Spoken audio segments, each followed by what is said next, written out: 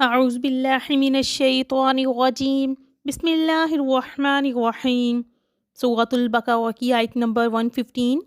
وَلِلَّهِ الْمَشْرِقُ وَالْمَغْرِبُ، اور مشرق اور مغرب سب اللہ کے لیے ہیں۔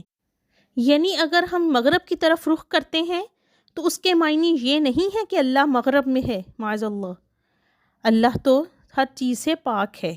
یہ تو یکسانیت پیدا کرنے کے لیے اور اجتماعی رنگ دینے کے لیے ایک چیز کو قبلہ بنا دیا گیا ہے۔ یہ تو ایک علامت ہے۔ قبلہ ہمارا مسجود تو نہیں ہے۔ فَأَيْنَمَا تُوَلُّوا فَثَمَّ وَجْهُ اللَّهِ، پس جدھر بھی تم رخ کرو گے ادھر ہی اللہ کا رخ ہے۔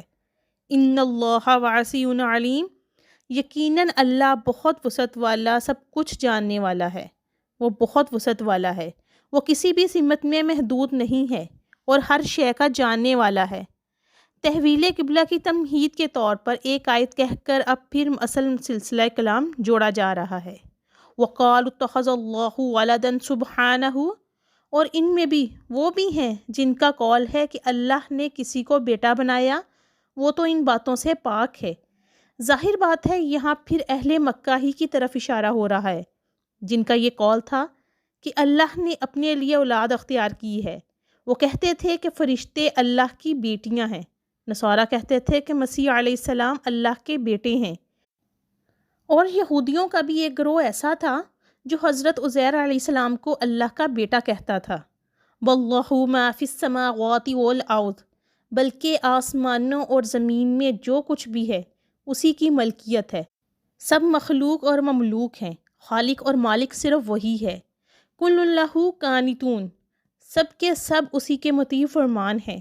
سب سے بڑا رسول ہو یا سب سے بڑا ولی، بڑے سے بڑا ولی یا بڑے سے بڑا فرشتہ یا بڑے سے بڑا اجرام سماویہ، سب اسی کے حکم کے پابند ہیں۔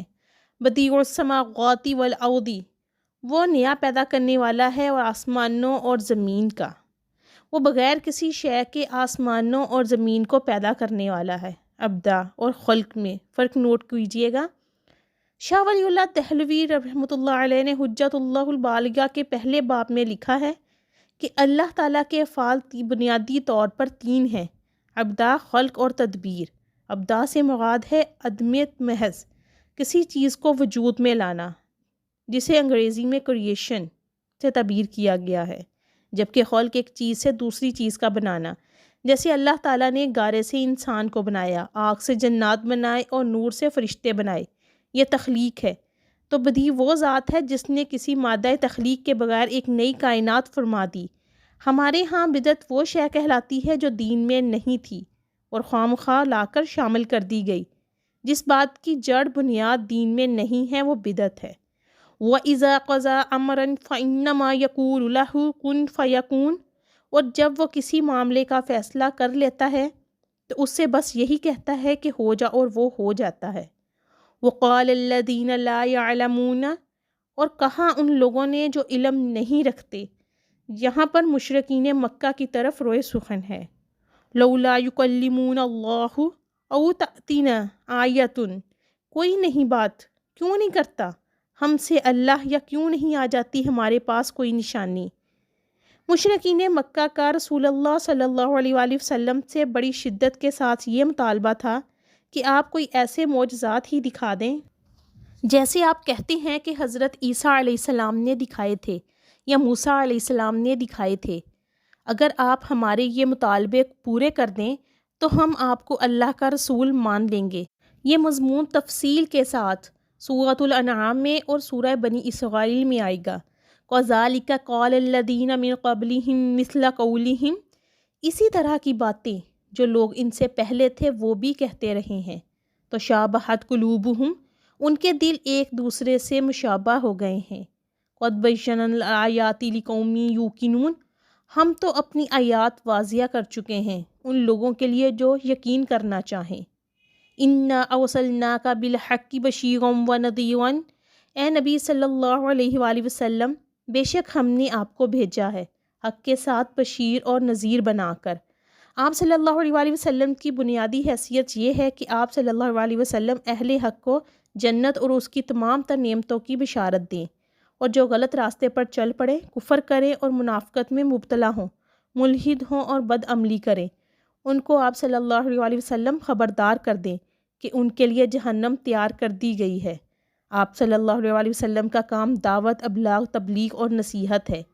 وَلَا تُسْأَلُوا عَنْ أَصْحَابِ الْجَحِيمِ، اور آپ صلی اللہ علیہ وسلم سے سوال نہیں کیا جائے گا جہنمیوں کے بارے میں۔ جو لوگ اپنا طرز عمل کی بنا پر جہنم کے مستحق قرار پا گئے ہیں، ان کے بارے میں آپ صلی اللہ علیہ وسلم ذمہ دار نہیں ہیں۔ آپ سے یہ نہیں پوچھا جائے گا یہ کیوں جہنم میں گئے، آپ کے ہوتے ہوئے یہ جہنمی کیوں ہو گئے۔ نہیں، یہ آپ صلی اللہ علیہ وسلم کی ذمہ داری نہیں ہے۔ کون جنت میں جانا چاہتا ہے اور کون جہنم میں، یہ آدمی کا اپنا فیصلہ ہے۔ آپ کا کام حق کو واضح کر دینا ہے، اس کی وضاحت میں کمی نہ رہ جائے، حق واضح ہو جائے، کوئی اشتباہ باقی نہ رہے۔ بس یہ ذمہ داری آپ صلی اللہ علیہ وسلم کی ہے، اس سے زیادہ نہیں۔ انسان اگر اپنی مصلولیت سے زیادہ ذمہ داری اپنے سر پر ڈھال لے تو خواہ مخواہ مشکل میں پھنس جاتا ہے۔ ہمارے ہاں بہت سی جماعتیں اس طرح کی غلطیوں کی وجہ سے غلط راستے پر پڑ گئیں اور پوری کی پوری تحریکیں برباد ہو گئیں۔ رسول اللہ صلی اللہ علیہ وسلم چاہتے تھے کہ کسی طرح یہ علماء یہود ایمان لے آئیں اور جہنم کا ایندھن نہ بنے۔